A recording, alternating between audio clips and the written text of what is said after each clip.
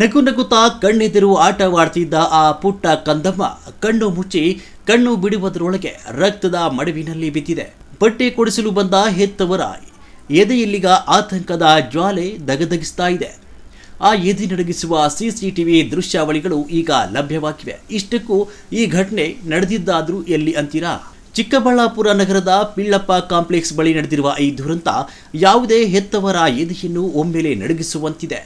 ಚಿಕ್ಕಬಳ್ಳಾಪುರ ತಾಲೂಕಿನ ಗೊಲ್ಲದಡ್ಡಿ ಗ್ರಾಮದ ನಾರಾಯಣಸ್ವಾಮಿ ಹಾಗೂ ಮಧು ದಂಪತಿಗಳು 2 ವರ್ಷದ ಮುದ್ದಾದ ಪುತ್ರಿ ಸಂಗೀತ ಮಗಳಿಗೆ ಹೊಸ ಬಟ್ಟೆ ಕೊಡಿಸಬೇಕು ಅಂತ ಆಸೆಪಟ್ಟು ಹೆತ್ತವರು ಬಟ್ಟೆ ಅಂಗಡಿಗೆ ಕರೆದುಕೊಂಡು ಬಂದಿದ್ರು.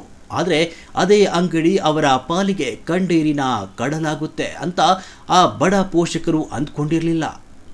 ತಂದೆ ತಾಯಿ ಮಗಳಿಗೆ ಬಟ್ಟೆ ಆಯ್ಕೆ ಮಾಡುವಲ್ಲಿ ಮಗ್ನರಾಗಿದ್ದಾಗ ಆ ಮುಗ್ಧ ಬಾಲಕಿ ಆಟವಾಡುತ್ತಾ ಅಂಗಡಿಯ ಮುಂಭಾಗಕ್ಕೆ ಬಂದಿದ್ದಾಳೆ.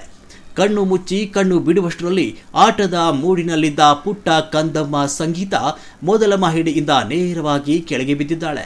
ಮಗು ಕೆಳಗೆ ಬೀಳ್ತಾ ಇದ್ದಂತೆ ಇಡೀ ಕಾಂಪ್ಲೆಕ್ಸ್ ಆಕ್ರಂದನದಿಂದ ಮುಳುಗಿದೆ.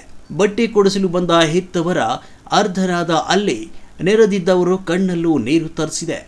ಈ ಎದೆಜುಲ್ ಎನ್ನಿಸುವ ದೃಶ್ಯ ಭೀಕರ ದೃಶ್ಯಗಳು ಕಾಂಪ್ಲೆಕ್ಸ್ನ ಸಿಸಿಟಿವಿಯಲ್ಲಿ ಸೆರೆಯಾಗಿವೆ.